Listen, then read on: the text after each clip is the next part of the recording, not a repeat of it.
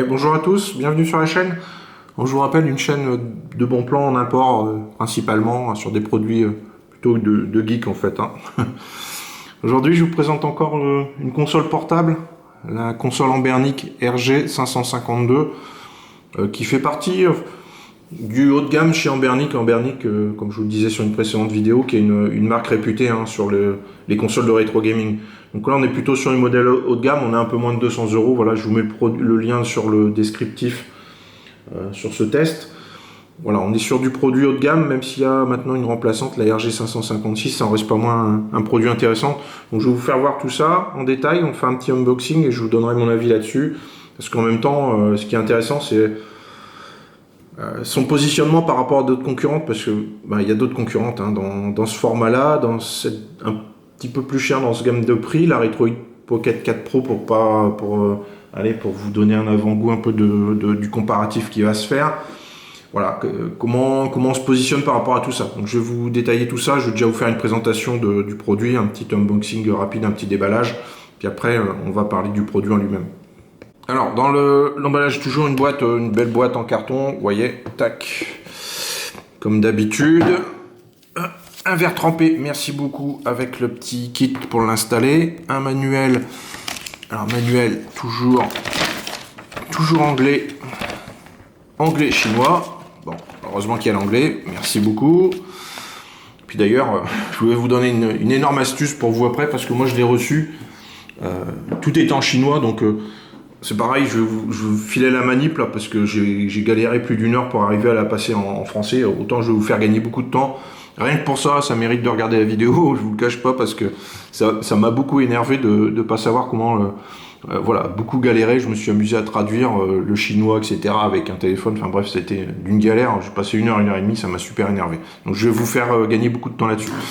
Vous avez un chargeur USB-C, là, bien pratique, et puis un câble, voilà, USB-C vers USB-C, ça c'est pratique, c'est moderne. Merci beaucoup à la marque, et puis la console en elle-même, voilà.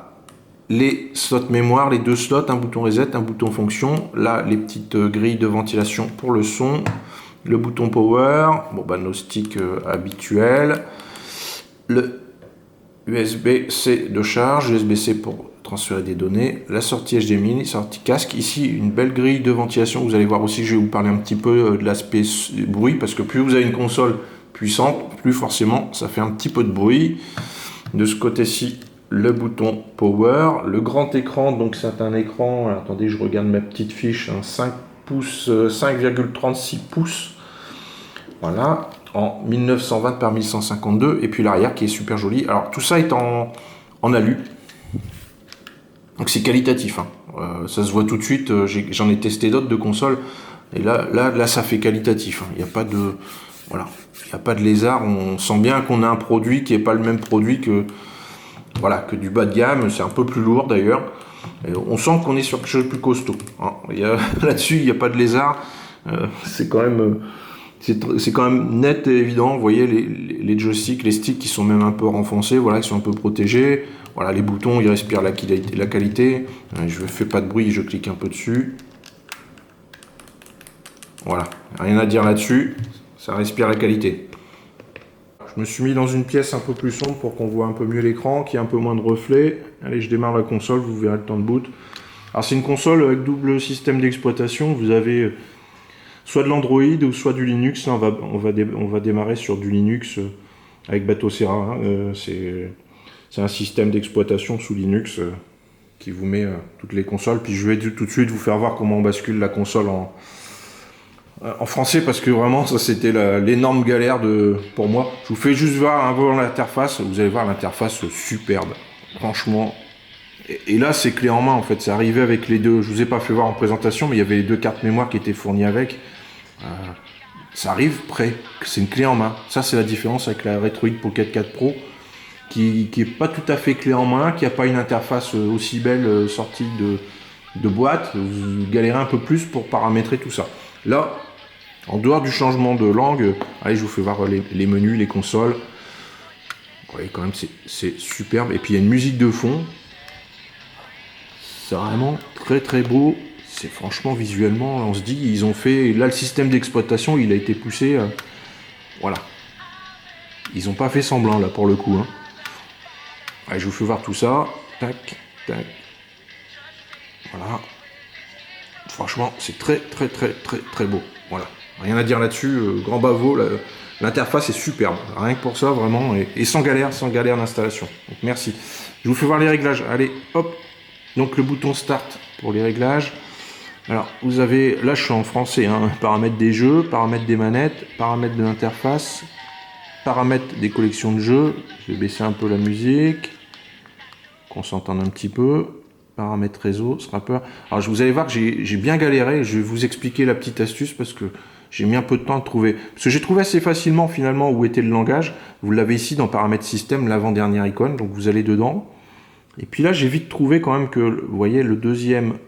Alors vous l'aurez en chinois, hein, vous allez dessus et vous allez vite voir que voilà, vous allez vite voir les langages et vous allez vite vous mettre en français. Vous allez dire super, je me mets en français, c'est bon, je fais retour.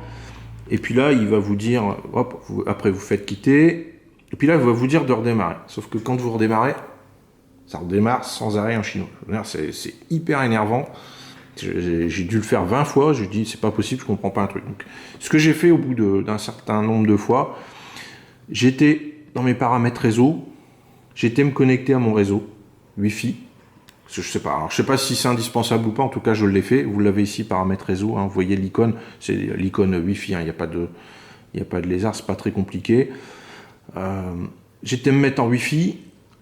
J'ai été changer la langue, je l'ai mise en français. J'ai été vérifier dedans, que ça n'avait pas changé parce qu'à un moment ça ne me l'avait pas pris, donc je l'ai refait.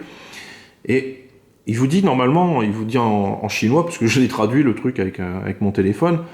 Quand vous faites, voilà, quand vous faites, il vous demande de redémarrer. Sauf qu'en redémarrant, ça redémarre en chinois. C'est super pénible. Donc vous faites soit éteindre ou extinction rapide, je sais plus, je pense que c'est extinction rapide que j'avais fait. Faites extinction rapide, vous redémarrez après avoir mis français, avoir mis le Wi-Fi, et ça va redémarrer français, et croyez-moi, vous allez gagner 1 heure et demie par rapport aux galères que j'ai eues. Donc voilà, ça c'était la petite astuce de ma vidéo.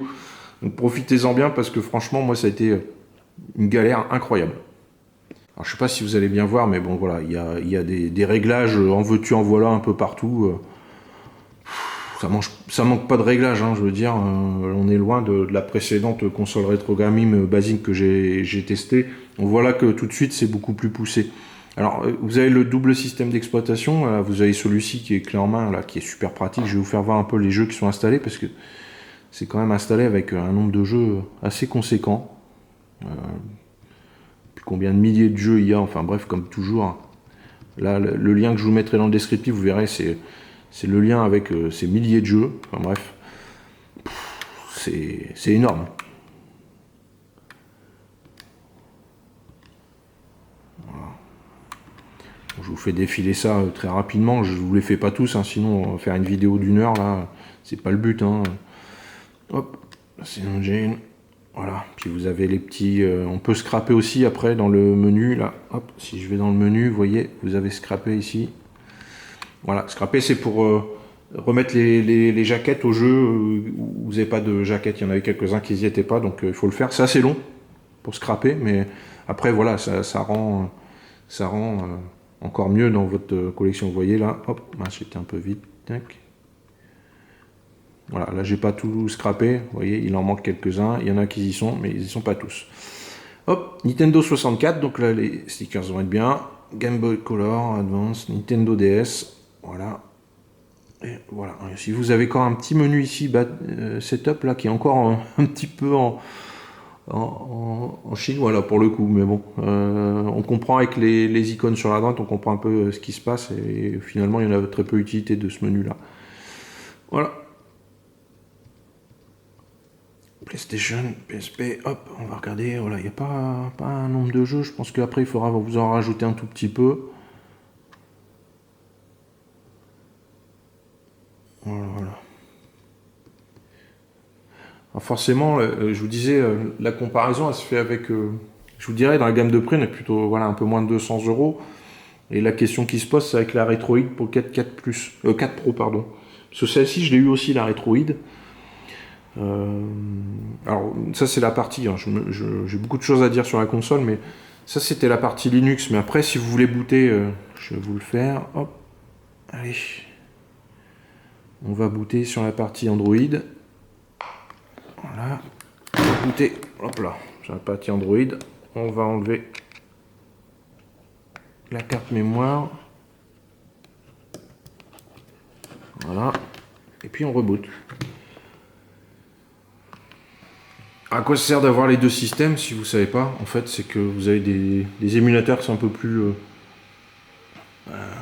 qui peuvent mieux fonctionner sur Android. Vous pouvez mettre des jeux Android aussi si vous le voulez, puis vous avez des émulateurs par mois qui passent un peu mieux d'un côté que de l'autre. Et bon, voilà, c'est le but d'avoir un double système d'exploitation. Alors vous avez Batocera qui est quand même complet comme ça d'origine. La partie Android, voilà, elle est un peu plus